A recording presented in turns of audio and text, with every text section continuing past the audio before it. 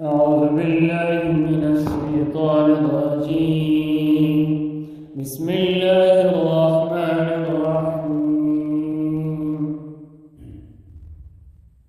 يا أيها الذين آمنوا كتب عليكم الصيام كما كتب على الذين من قبلكم لعلكم تتقون أياما معدودات فمن كان منكم مريضا أو على سفر فعدة من أيام أخر وعلى الذين يطيقونه فدية طعام مسكين فمن تطوع خيرا فهو خير له وأن تصوموا خير لكم إن كنتم تعلمون.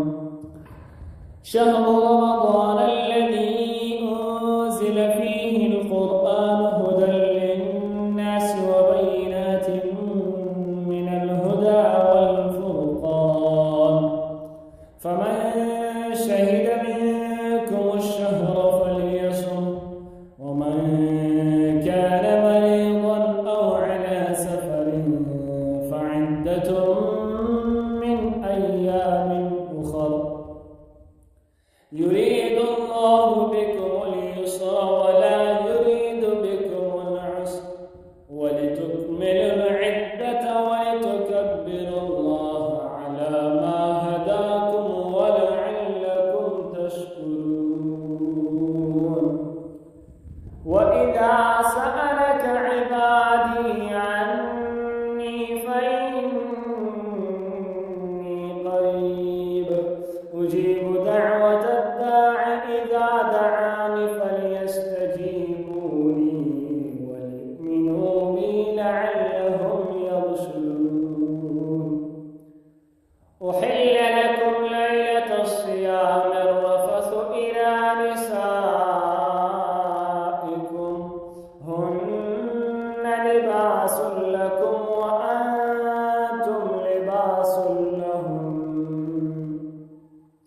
علم الله أنكم كنتم تختانون أنفسكم فتاب عليكم وعفى عنكم فالآن باشروهن وابتغوا ما كتب الله لكم وكلوا واشربوا حتى يتبين لكم الخيط الأبيض من الخيط الأسود من الفجر ثم أتموا الصيام إلى الليل ولا تباشروهن وأنتم عاكفون في المساجد تلك حدود الله فلا تقربوها كذلك يبين الله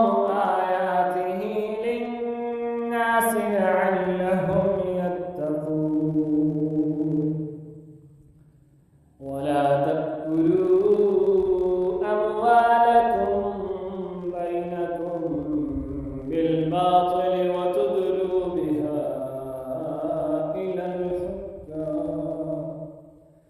وتدلوا بها إلى الحكام لتأكلوا فريقا من أموال الناس بالإثم وأنتم تعلمون. صدق